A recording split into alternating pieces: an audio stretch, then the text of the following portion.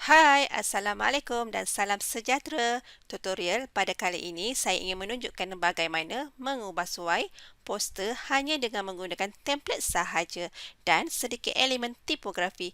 Jom design, senang je.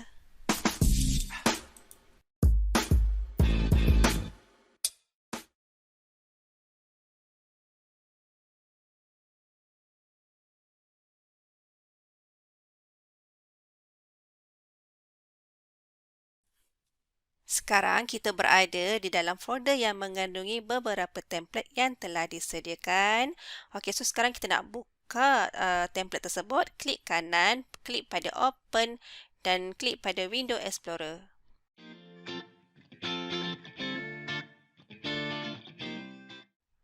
Okey, dalam folder ini ada dua jenis iaitu dokumen dalam bentuk EPS dan satu lagi dokumen dalam bentuk JPEG.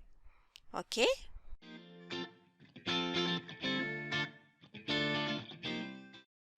Okey, untuk kita view sahaja, kita boleh klik pada image JPEG dan kemudiannya satu grafik akan dipaparkan. Okey, ini adalah contoh template yang kita akan gunakan dalam tutorial ini. Okey, kemudian untuk kita buat pengubahsuaian untuk editing, kita boleh klik pada dokumen EPS. Okey, so sekarang ini adalah template yang kita akan gunakan dan ini adalah dalam persekitaran Adobe Illustrator. Okey, yang sebelah kiri saya ni adalah Tools Panel. So ini adalah tools-tools yang kita akan gunakan dalam sesi editing. Okey, ini adalah menu bar. Ini adalah Control Panel. Okey, ini adalah panel. Okey, yang berada di tengah-tengah ini adalah artboard, adalah kawasan kerja-kerja untuk kita buat sesi editing.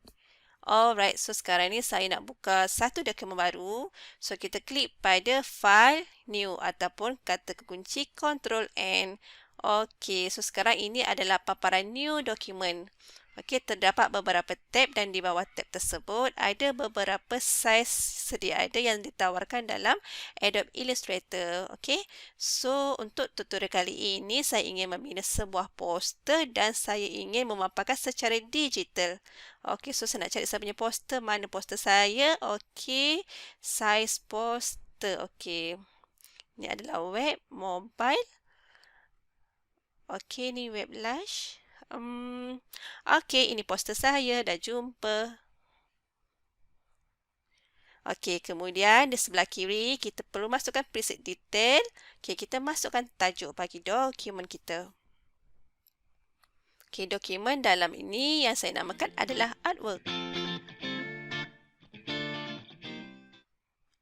Okey, setelah itu masukkan orientation sama ada hendak secara landscape ataupun secara portrait.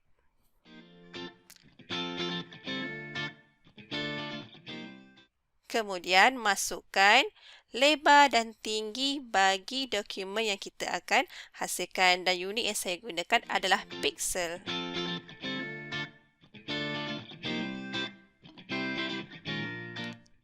Saiz adalah 1080. Saya menggunakan saiz saya yang tersendiri. Alright, untuk bleed ni kita biarkan saja kosong and then kita pergi kepada yang seterusnya adalah color mode. Okey, untuk color mode ini saya menggunakan RGB color. Kenapa? Sebab saya hendak papas secara digital, jadi color mode yang sesuai adalah dalam bentuk RGB color.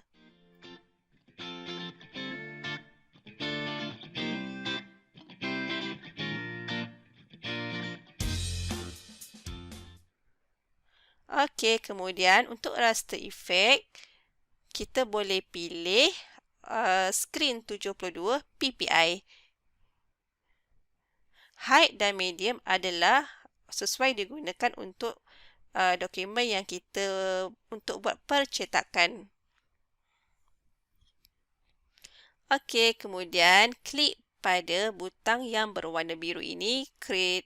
Alright, so kita dah ada satu dokumen yang baru. Okey, ini adalah dokumen yang telah kita create tadi dalam bentuk RGB color mode. Okey, sebelah dokumen tersebut ada lagi satu dokumen yang tipografi adalah template yang kita telah pilih tadi. Okey, so sekarang ini saya nak kecilkan saya punya screen. Skala artboard kita kepada 150 and then kita klik pada selection tools. Okey, selection tool ni penting untuk kita buat. Kita nak move objek, kita nak kecilkan, kita nak besarkan ataupun kita nak rotate dan sebagainya. Dengan menggunakan selection tools, kita boleh menggerakkan objek ataupun grafik di atas artboard kita. Dan kita juga boleh menggunakan layer. Okey, layer ni kita boleh klik pada Windows tadi dan klik pada layer. Di dalam layer-layer ini terdapat beberapa folder yang boleh kita lihat apakah grafik ataupun mungkin elemen-elemen yang ada yang digunakan untuk di dalam grafik tersebut.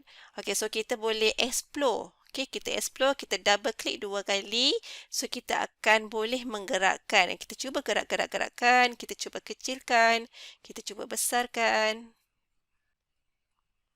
Supaya kita akan dapat idea, kita tahu elemen-elemen di dalam ini dan kita boleh cuba untuk mereka bentuk secara tidak langsung untuk kita dapatkan idea bagi kita menghasilkan satu poster nanti.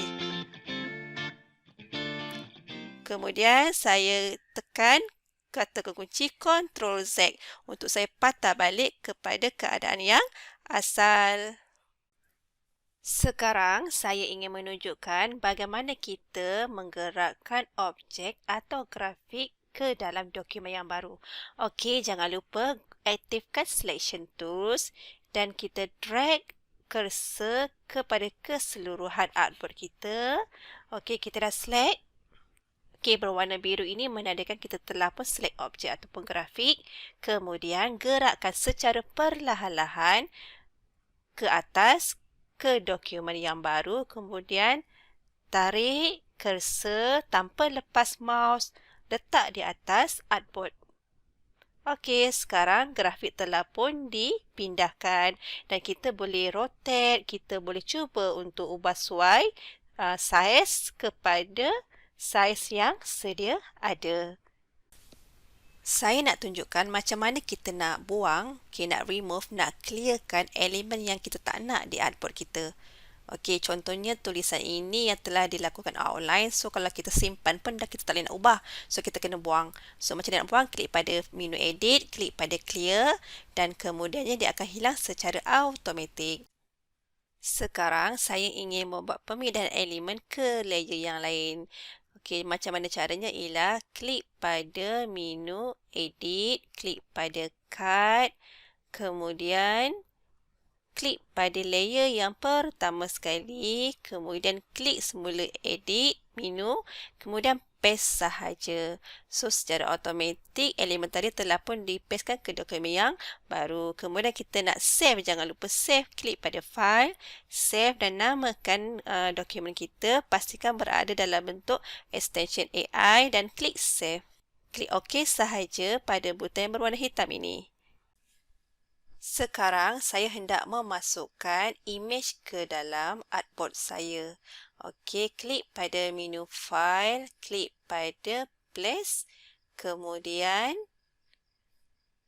cari imej yang kita nak dan kita drag cursor. Secara automatik imej telah dimasukkan. So, nampak macam ada palang-palang X tu kan? So, kita kena embed.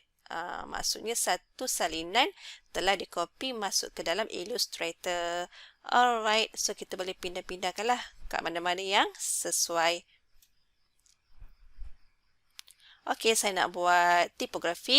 Okey, kita kena klik pada type tool. Kemudian drag cursor ke atas artboard. Tentukan saiz terlebih dahulu.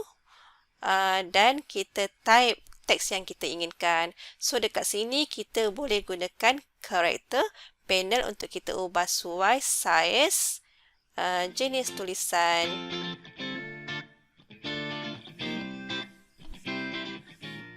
Dalam tipografi, apa yang paling penting adalah pertama sekali kita kena bijak dalam memilih jenis tulisan. Tulisan yang kita gunakan perlulah jelas dan boleh dibaca oleh orang yang melihatnya. Cadangan di dalam tipografi sesebuah design, kita boleh menggunakan dua jenis tulisan. Satu tulisan yang kita menggunakan type font bold. Satu lagi mungkin kita boleh guna secara regular. So, supaya akan ada nampak macam yang bold tu kita nampaklah dia meng-highlightkan sesuatu.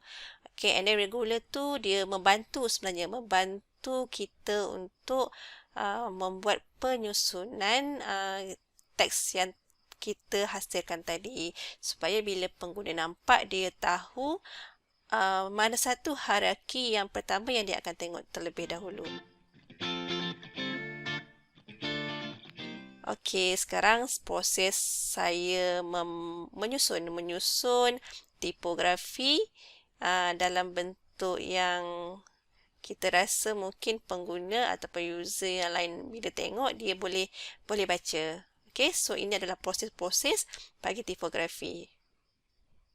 Okey, ini adalah tracking yang saya tunjukkan. Okey, ini tracking. Tracking ni digunakan kalau kita nak macam dia jarak.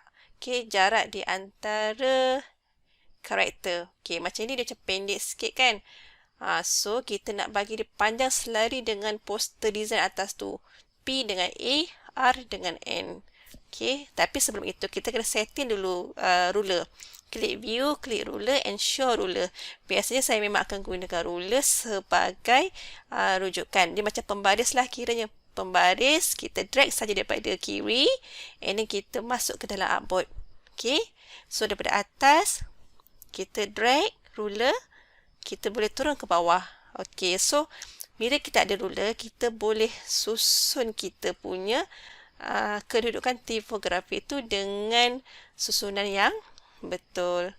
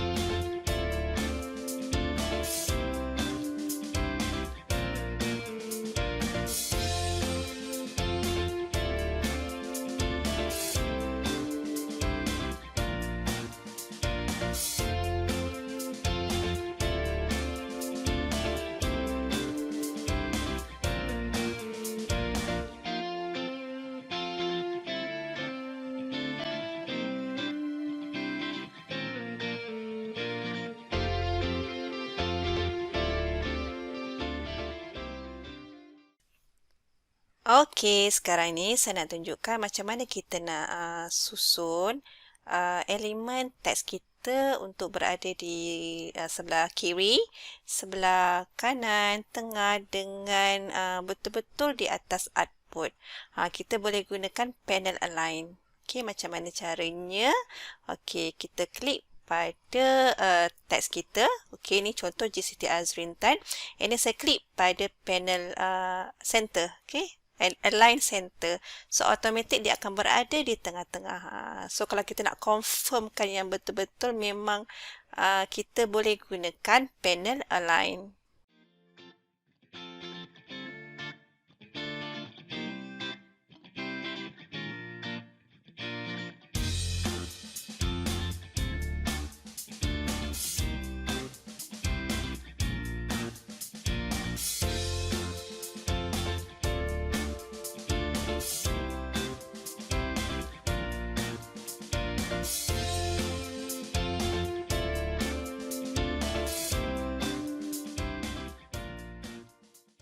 Okey, sekarang saya nak tukar warna tulisan saya ini daripada warna hitam kepada warna putih. So, saya klik pada fill color. Saya pergi kepada color picker, warna putih, kemudian saya klik OK. So, secara automatik warna teks berubah dan sesuai dengan latar belakang kita yang berwarna turquoise.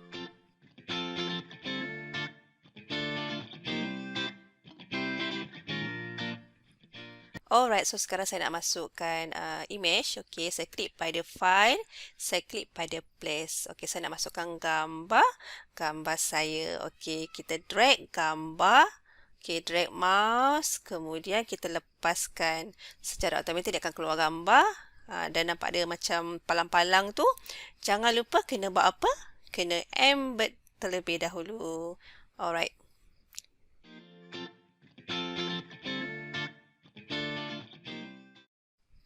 Okey, kemudian kita gerak-gerakkanlah pada kedudukan yang sesuai.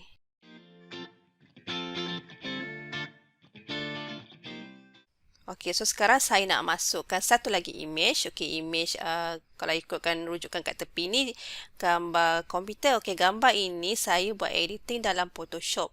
So saya klik file and then saya klik open. Saya klik image tersebut dalam bentuk PSD. Okey, Photoshop. Kita boleh buka grafik dalam bentuk Photoshop melalui Adobe Illustrator. And then kita klik OK sahaja. So dia dah keluar, tapi dia pergi kepada satu dokumen yang lain. So apa yang kita perlu buat adalah kita kecilkan dulu skala. Okay, kecilkan skala yang sesuai. Kemudian kita klik pada selection tools. And then kita cuba drag. Okay, kita drag. Kita masukkan ke dalam dokumen artwork kita. Okay, drag secara perlahan-lahan ke atas dan kemudian tarik ke bawah. Letak di atas artboard. Okay, so sekarang dah ada kita punya grafik. Okay, grafik komputer. And then macam biasa kita gunakan juga selection tool. Kita kecilkan. Kecilkan image dalam bentuk yang lebih sesuai. Dalam saiz yang lebih sesuai.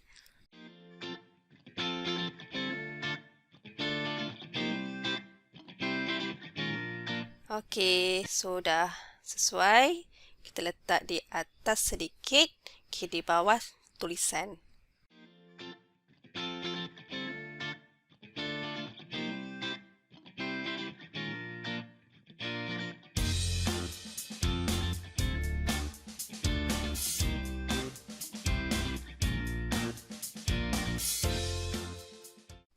Okey, sekarang ini kita nak masukkan satu lagi image. Kita klik pada open, file, klik pada logo eDidik. Saya nak masukkan logo eDidik yang saya design dalam Adobe Illustrator.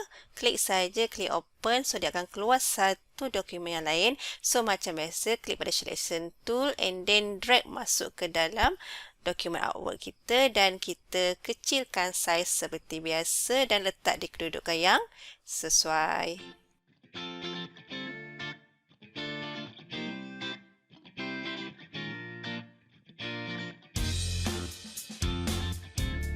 Okey, saya nak masukkan lagi satu. Okey, lagi satu ikon live stream. Okey, live stream.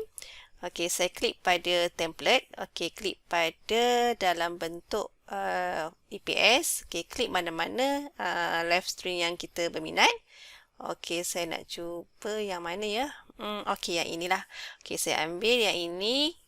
Okey, kemudiannya saya drag saja masuk ke dalam dokumen artwork kita. Alright. So, kita letaklah di kedudukan yang sesuai. Okey, sekarang ini saya hendak cuba untuk menukar warna. Okey, warna yang berada di sini, di ruang ini. Okey, macam mana caranya? Saya klik pada panels. Okey, saya pergi kepada layer.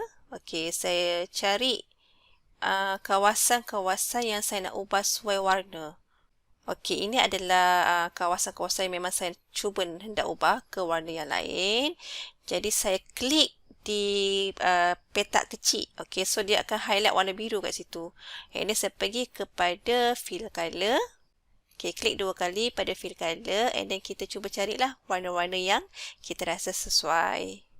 Okey, saya nak cuba letak warna biru.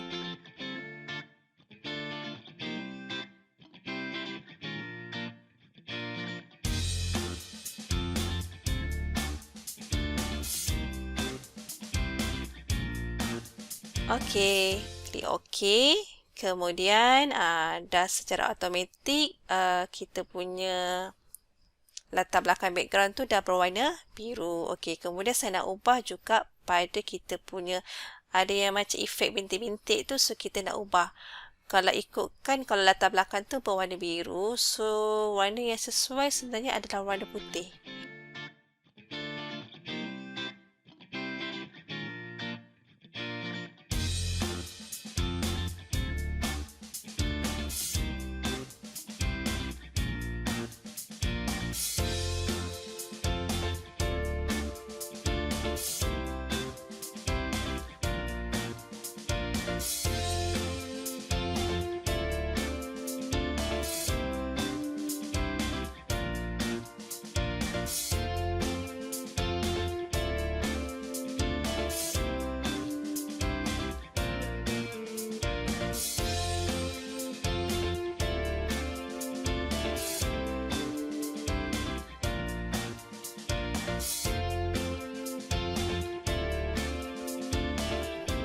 Di bahagian atas nampak clean sangat, so kita kena letakkan sedikit efek.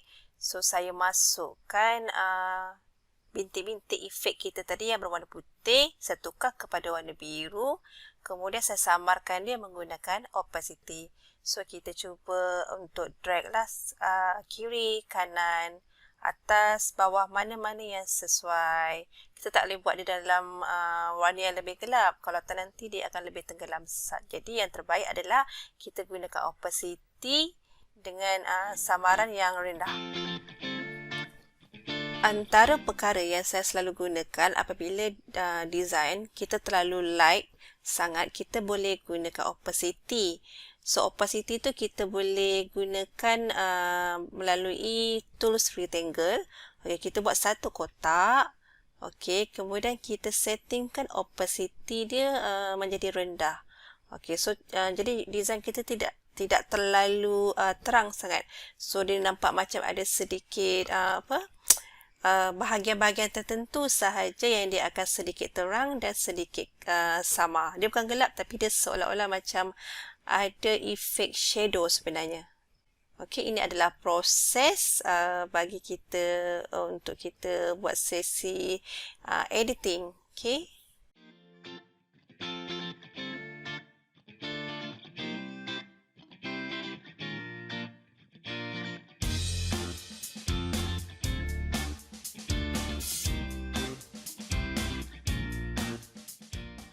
Okey, untuk yang seterusnya, kalau kita lihat di atas ni seperti ada macam dia sedikit mengganggu. Okey, efek-efek yang grafik yang sedikit mengganggu, so saya nak buangkan dia.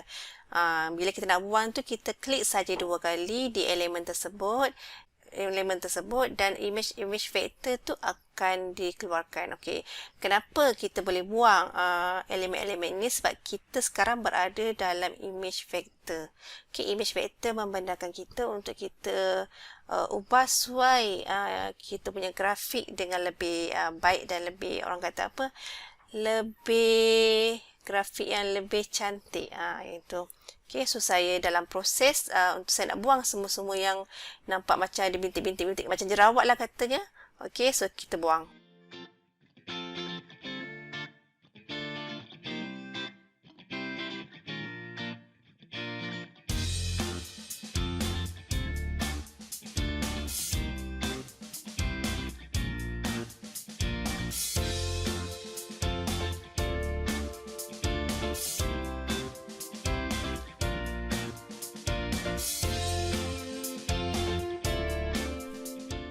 Okey, kita nak buat finishing. Jangan lupa klik file, save as. Kemudian, okey, namakan file kita kepada file outline. Okey, kenapa kita kena buat 2 file? Satu file yang boleh kita buat editing, satu lagi file yang kita kena buat outline. Kemudian save saja dan klik button warna hitam ini. Okey. Kita buang terlebih dahulu gambar rujukan ini supaya nanti dia tidak mengganggu ke proses yang seterusnya. Okey, untuk kita buat outline, kita select semua sekali yang berada di artboard, kemudian klik pada type, klik pada create outline. Okey, so maksudnya sekarang ini semua teks yang ada kat sini kita dah convert menjadi image vector. So bila kita dah outlinekan teks kita, so kita dah tak boleh ubah langsung lah kita punya teks. Proses yang terakhir sekali, kita kena kemas kini kita punya design. So, klik pada rectangle tools. Kita buat satu kotak memenuhi kita punya ruang artboard. Klik pada select all. Kemudian automatik dia akan select semua sekali dan kita klik kanan mouse and then kita klik pada make clipping mask. Okey, yang ini. So, kita punya design nampak lebih kemas lah. Lebih kemas dan saiz ni akan jadi lebih ringan. Iaitu. Okey, jangan lupa klik file, save macam biasa. Okey, untuk kita dapatkan image design kita dalam bentuk yang lain, kita boleh klik pada file and then kita klik pada export, kemudian klik pada save for web. Okey. Kemudiannya satu tertingkat akan dikeluarkan. So, kat sini kita boleh pilihlah kita nak JPEG ke, kita nak GIF ke ataupun kita nak PNG. Biasanya saya pilih JPEG saja yang height yang tinggi lah. So, klik button yang berwarna hitam ini, save. Okey, so satu paparan akan dikeluarkan. So, kalau kita nak rename, kita rename saja. So, and then kita klik save. Okey, so kita dah ada satu file lah. File yang grafik tadi yang dalam bentuk JPEG. So, sekarang ini saya hendak dalam bentuk PDF. Saya klik pada file. Saya klik pada save as. Saya tukarkan kita punya tab dia kepada PDF. Okey. So, PDF and then saya klik save saja. So, sekarang ni satu tertingkat akan dikeluarkan. So, saya klik saja butang berwarna hitam itu. Okey, so sekarang kita dah ada dua jenis file. Satu dalam bentuk JPEG, satu lagi dalam bentuk PDF. Biasanya dalam PDF ni kalau kita nak hantar pergi printing. Okey, so kita akan bagi pada supplier yang PDF sahaja. So, kita tak perlu nak bagi dalam bentuk AI. Okey, kalau yang untuk JPEG ni biasanya kita nak paparkan secara digital, kita nak masukkan dalam media sosial dan sebagainya. Okey, siap.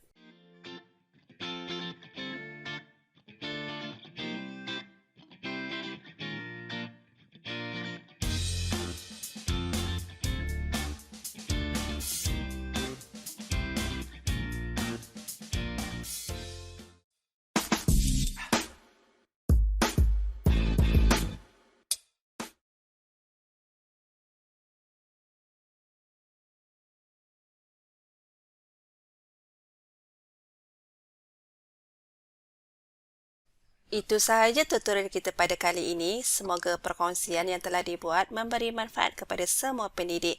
Terima kasih di atas sokongan anda. Senang je kan?